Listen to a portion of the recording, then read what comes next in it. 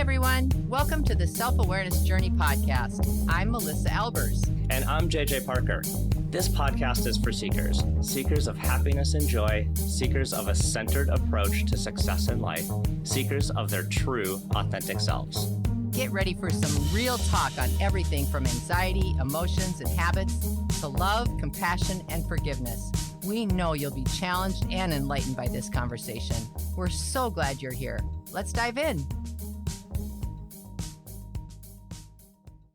Wow. Okay. So last episode for High Flying Risk, turned the record off too soon. Yes, we did. We came up with like a gazillion more things we missed. We hit stop and then we're like, oh, wait, there's a whole bunch more to dig in here. So we've got to do a part 2 on High Flying Risk. Yeah. And talk more about risk and the consequences. And get more into the emotions of it, because I don't think we touched enough on the emotions. Yeah. Well, there's a number of things, not just that, but also other people's reactions and responses with us and how we're in partnership with people during risk. Our interactions, our relationships. It's very, everything's kind of really tied together here. Yep. And very nuanced. The thing is that, just to kind of start this conversation, Melissa, is that you say it quite a bit, like that there's two sponsoring emotions. Yes, to like everything. Love and fear. To me, this risk thing we're talking about is primal fear. Yeah, right? the fight or flight routine. Right. And if we think about no pun intended. If we think about our ancient selves, our survival instincts are we have to survive in the woods. Right. This risk analysis thing is super important. Right. Okay, here I am, hunkered in my little cave. Yeah. I hear a mountain lion. Right. Right. Now we're making decisions. Right. Am I in a position that this mountain lion poses a risk to me or not? Right. Right. Right. And in reality, we've just got HGTV on too long and we're going to be late for work. Right. So a lot of risk analysis for humans, I feel, is really, really primal. Yeah. So again, here we are back in a position where our current environment does not necessarily line up and serve some of these more primal instincts that we have. Well, and I'm really interested. So let's talk a little bit about, so let's say we've been in the conversation of risk now for a little while. And one of the things that we didn't really talk much about that I think really has some merit is how we master our own emotions as we are mastering the skill or whatever it is that has some perceived risk. Yeah. So two things you said there, I think, is one, this idea of how does mastery of our craft change the risk profile? Yeah. Right. So as I get better at something. Yep. And we were referring to you flying. Yep. Right. So as I would get better at flying, this is why airline pilots, before they can become a commercial airline pilot, have to have thousands and thousands of hours doing this activity, right? There's that old rule of thumb that it takes 10,000 hours of doing something to be a master of it. Well, as you become a master at a task or a craft, to me, the risk starts going down, way down, right? The probability that something bad's going to happen goes way down. Right. And I think people forget that. People forget how good they are at some things. If you've been in a career for 20, 25, 30 years, yes, sometimes you forget that, you know what? You're really good at it. Yeah. And you are seeing nuance and subtleties and different things that other people simply aren't seeing. And you have the experience to know when something small goes wrong, how to just instantly correct it with no drama, no emotion, just right through it. There's actually, I've been in business, this happens a lot with leaders that have been in business for a little while, right? And they are now advocating for themselves, or they have a new team, or they have something like Hmm. that. And this is also extremely common with women. Hmm. So, I've noticed this a lot in the last few months, where a woman, let's say she's in her, and I'm using this as a specific example because I honestly see it a lot. Here's a woman who has been in their professional role, whatever it is. They don't even have Hmm. to be a manager of people. It could just be someone who has an influential position of some sort, meaning they interact with a lot of different people for a number of years. They lose, when something changes, they lose their mojo. They start to think, Yeah. oh my gosh, I have to put on fake this. I have to become my actor self. I have to behave this way because otherwise people are going to think I'm not competent. I have to prove myself. I have to prove myself. But what they're really saying is, this is so risky for me. I have to prove it to myself.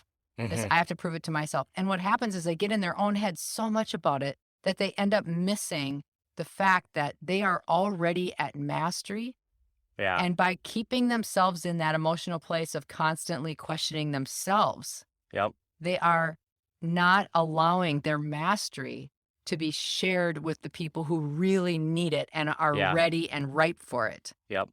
And so I think this is Yeah. that same thing about mastery. It's like we get in our own heads about, we perceive something is a certain way, and emotionally it shuts us off. Yeah. And um, right there is, to me, like a very important, like, self-awareness thing Mhm. is that, like, fear and doubt, Mhm. like, easily creep into our heads, right? Oh my goodness. All All the the time. time. Uh-huh. And that's just, again, it's like a natural response. Like, our brains trying trying to keep us safe, Yeah. right? Yes. Yep. The question is it actually keeping us safe? And that's Yeah. like the perspective we have to get. So, like, my example here, again, not to beat all my like No, the no, same drum over and over, it's a but good like, example. um, so for me, like, again, when I'm rock climbing, Mhm. like, it can be scary. Mm, Like you are way up there. yeah. There might not, um, it's hard. It's physically hard sometimes. Like, you're Mhm. getting really fatigued. Maybe on the edge of, like, I can't hold on to this anymore and I'm about to fall. Right. That's super scary. And then I put all of the protection in the rock, right? So, like, if I messed up one of them, Mm. that's gonna be bad. So, like, you start thinking like, "Ooh, I'm on the edge of my capability." Um, and then you start thinking like, did I make all the perfect moves all the way up here?" Oh, And sure. you So you just start start questioning yourself. and it just starts to unravel. And then as Oh, soon yeah. as you start emotionally letting all that kind of energy in, Yep. then you start performing poorly. Yes. Then Yeah. Yeah. then then you start shaking, then Mhm. everything gets tight, And you which is almost exactly expect the something to go. yeah, and which is Mhm. the opposite of what you actually need to be doing, which is, like, calming down and just simply making the moves through the route Right. that you know you can make, Right. that I've been working on for decade, you know? Like, Yeah. So you're, so yeah. emotional control in that moment is super important to me to get myself to say like, "Oh, I there's the feeling. It's coming up, And right?" having the awareness in the moment that it's there. Yep, Be and not try to stuff it away, but just like yep, here it comes, let it flow through, let that moment pass, get myself back in the mindset that like we are gonna ascend this entire route. Hmm. We're just gonna keep moving through it. None of this is beyond my ability, Hmm. and we just keep going. So, Right? yeah, so you've now talked about this fork in the road, right? Mm-hmm. Where you hit this moment during the activity, or during whatever the risky thing you're doing. You hit this moment, and emotionally you hit a fork in the road. And Yeah. what you've just talked about is taking the positive side, the positive trail in the That's fork a that good way says, to right? describe it. Yeah, because everybody hits a fork in the road during these moments of trial, during these moments of unsurety, which feels risky, during moments of true risk. We Mhm. hit this fork in the road and we have this choice. Nope, I'm going to have the positive attitude. Honestly, I don't think most people in the moment have the experience or they've allowed themselves enough practice to know that's where they are, and they end up going into a different personal response, Mm-hmm. which is the fear thing, which is, Yep. oh my gosh, maybe I'm really not that good. Maybe this failure, it could be something as simple as in your work trying to get better at a skill because you want to get a different role Mm-hmm. or you want different credit or you want different attention or whatever it is, right? Or you just want to feel better. You continue to work, but if you hit that fork in the road that says, "Oh, I'm not sure what I'm doing right now," it's the same thing. You can say, "No, I'm just going to keep pressing on. I'm in this moment. I'm going to keep trying." Or you can shut yourself off. You have maybe a little failure. It doesn't quite work on your journey, and you emotionally shut yourself off because the feeling of that is just unfathomable. Like, I Yeah. can't even take that I just didn't do it. I'm going to Yeah. just keep going. Yep. And it leaves different feelings in our system. Even though we're still moving forward, it's Mm-hmm. leaving a different thing in our system. Yeah. The I like how you say like it leaves something Yeah. in you because it for sure does. Like if when you go through sometimes those are big emotions, right? Yeah. I mean, Yeah. we're Yeah. talking about them and but when that fear emotion Mhm. starts coming up, it's so big sometimes. Right. Like and it's almost like overwhelming. Like I can't even pick one of the forks because I'm the fear paralyzed. side of that fork is so huge, Mhm. right? Dark and scary in the woods.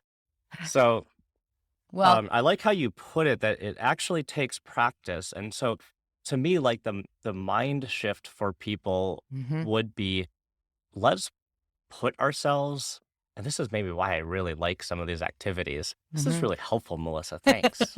You're so welcome. Glad I could be here. Is the repetition, the trying it, the practices on it, right? Mhm. I I think that's a really important thing. Like put yourself out there, do something Yeah. that is a little scary and practice it Yeah. before you have to get yourself into something that's really big and scary, Yeah.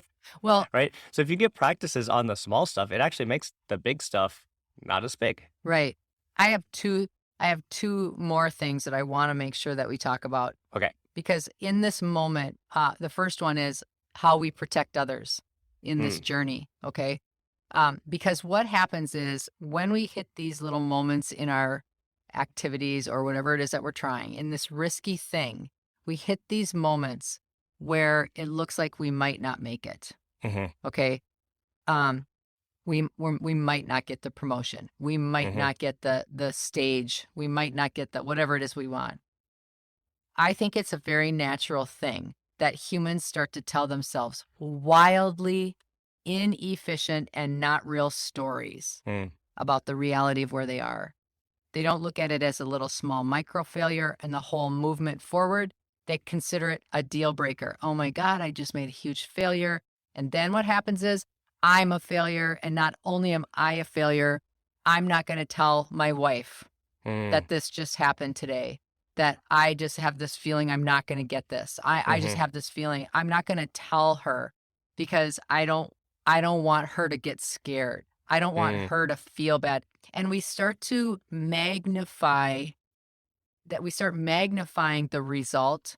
mhm, And it's a fantasy. It's fairy tale magnification, but it's awfully real in our heads. mm, So then we end up cutting ourselves off from the support we could have in order mhm, for us to continue in our mastery. And we've also cut ourselves off from the relational piece of others being able to support us and mm. have their own emotions and feelings, which, Yeah, if bounced off us, can help us learn and maybe help us adjust. So yeah. I think there's a whole bunch of stuff that happens emotionally in this process. Ooh, I did this to a mastery skill quite a few years ago. You did? Well, so when I when I parted ways with my ex-business Oh, partner, yep. right, that period of time Hmm. was really hard, right? That whole Yeah. thing just felt like Yeah. I remember failure that. left and right. Um, and the thing that I did and I thought it was helping Mm-hmm. my wife, is like I didn't really talk about that stuff much. I Mm-hmm. didn't talk about all of like the drama and the pain and the arguing with my Mm-hmm. business partner and all that stuff. Like I just didn't really talk to her about it because I thought she doesn't want to hear all this crap that I'm going to bring home from work and dump this whole like Mm-hmm. negative energy bucket on her every Right. single night. Right. Right. Mm-hmm. Um, but in hindsight, she describes that period of our relationship as the worst part time in our relationship. Yep. So Yeah. I thought I was protecting her Yes, because by you not perceive. bringing all this junk into our Mm-hmm. house and just Mm-hmm. dumping it on her. But she was perceiving it as like, you're not allowing me to support you and I feel shut out from you. Right. And and so that was bad, right? Right, right. Well, and exactly. And again, in that situation, there was so much risk for you because Mm, here you were going to be heading off as a business owner without that partner that you had never not had. hmm. And so there was so Yeah. much risk for you and it was so, so great. Although it was the really honestly the best thing that ever happened to you pretty much in your business. Yeah. But at the Uh, time, it had that huge risk, and you exactly right. You put her out of it. And if you think about it in hindsight, and this is not like a judgment or like, good or bad. It's not, it isn't go any, for it. it just, no, well, but it just is. It's not black or white. It just Yeah. is. But she's very practical. Hmm. She has very practical advice and she has kind of a spidey sense about things. Yep. And if you had been with her in those moments and you had allowed her practicality and her spidey sense to be in that with you, there's a high likelihood that you could have felt differently or you would have moved through it faster. Or certainly there would have been some other positive things that came out of it that you really truly didn't expect. Because Yep. in that moment, you were so concerned with protecting her, keeping her away from all of what you considered a really, really scary time. Hmm. So that's a really good example. And I think we do that often with those that we love when we are in something that we're going through major growth, and that is risk. Yep. Any major growth feels like risk, you And know? we'll hear this kind of story a lot where someone maybe like went through, like they got a job, right? They got a job out of college, started working at a company, don't really love it, but Right. it's paying the bills. Then they get married, then they Hmm. have a couple of kids, and then they got Right. all this responsibility. And now they're kind of like in this job they don't really love, but like the risk of Mm. moving beyond that position is just kind of like too much, or Hmm. like you know what I mean? Like, well, Yeah. I can't get another job, even though I hate this job because I've got a wife and a kids and all this to support, Right. right? So they're like trying to protect their family and making sure that that's like a certain way and stable and all of that. Meanwhile, Right. like they might be dying inside because they hate Right. their job. So that's another example where, you hear that story all the time, right? Hmm. Like, Totally. and Yeah, totally. that's an example of like someone trying to protect the ones they love Hmm. Yeah. in sacrifice for what they actually really want. And And the other that's thing, an interesting position. yeah, and bringing that back to the idea of mastery, the more you practice something, the better you get at it. That's an exact perfect example of that as well. The lack of mastery for a younger person in their career, right? Hmm. They're not at mastery level yet, even if they have great schooling and they have all these other things. So this idea, if they switch, right, that there will be huge, terrible consequences Mm. because they don't have the experience, they don't have that mastery, the risk appears greater. And Yeah, when it's like you people, got to start over. yeah, and when people are out of college, I see this a lot with young people that are just out of college. They're working a couple of years, but geez, what they got their degree in, they hate. They Mm. don't like the job Hmm. at all. But in their Yeah. mind, everything in college is only year by year by year. It's like, Yeah. oh, year one. Okay, I'm a freshman. This is what happens. You live in the dorms. You do this. Hmm. Year two. Oh, now I'm this. So everything is in these microcosmic 1 year stints. So now all of a sudden you get Mm. in a job and it isn't a 1 year stint. It's a real long runway. Like a life sentence. And it can feel like that. It No, can I'm just feel kidding. like that. Yeah. And they're scared to make a change because there is no natural start and stop like there Yeah. is with school. Yeah. So they haven't reached that level of mastery yet. So it That's appears, interesting. I've heard of some people doing like some crazy things like I'm going to do this career till I'm 40, then I'm going to change. yes, I Like hear start people over, say that a right? lot. Or then I'm going to go do what I really want. That's what I Oh hear a yeah. lot. Then I get that's Yeah, heartbreaking, that isn't is it? so heartbreaking. Well, I think this is just a great conversation. Did we miss anything? So did we miss anything about sort of like this first the other Oh, bit that we did. what Yeah. was it? I Okay. even thought of another one while we were talking. No, remember one of the things too that I had said there were two things and I then only said Yeah, one. yeah. The other thing I wanted to talk about was when you're on this path for a greater endpoint, a greater personal gain, right? You're Mhm. in this risk pattern. And sometimes what you want isn't meant to be. It's not meant Mm, to be, right? Starting and you and I always talk about the starting our new business, right? mhm, We use that as an example a lot. But there's many times in our lives where we have falsely put something in our future that we think is the perfect thing for us when it mhm, absolutely is not. mhm, But what happens is we put that out there like, oh, I'm going to go do this really big thing, or I'm going to go be this really big thing. And then on our way to that, there are several little microcosmic experiences that are small failures mhm. that if we're paying attention are that's the universal way of woohoo, you're maybe not on the Yeah. right, you're not on the right That thing. that one is so interesting to me because like talk about even societal mixed messages Yeah. around that stuff because like if I have a big audacious goal, Mm-hmm. right? Yep. Of course it's going to be a hard road. Of course I'm going to have setbacks and failures, Mm-hmm. but if I just persevere enough, Yes. I'm Right. going to I'm going to make it, Yes. right? Right. And that is the fairy tale Yes. story that Yes. we love telling. Yes. We I love know. telling that story. I Ah, know. JJ went through all of this hardship and now look at him now. It's Yeah. amazing, Everyone can do this. right? Mm-hmm. But uh, you'll like you want to be pragmatic about it. Like those are popular stories Mm-hmm. because we like because it's a story because we like that transformation story. We like the idea. We The like the yeah, feeling but of that. the pragmatic, practical is Mm-hmm. like, yeah, that's a very rare story. Yeah. It's sort of like not every single, a lot of young people now Instagram has quote influencers. Yeah, right. And if you're an influencer, you're going to be a millionaire Yeah, overnight yeah. because you've taped your cat dressed up in a tutu and now you're a TikTok sensation and you're going to be a Yep. millionaire. And that is a carrot. That is a huge So carrot that kids think what you're kind of everybody should be able to do that. proposing is as as you navigate through things, you might have small failures. You might have a series of small Hmm. Yeah.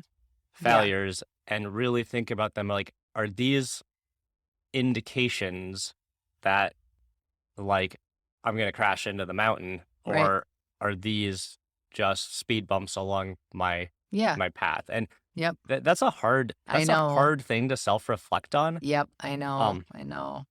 again, like there's a aviation thing that aligns with what you're saying is like most aviation accidents are are multiple small but compounding errors.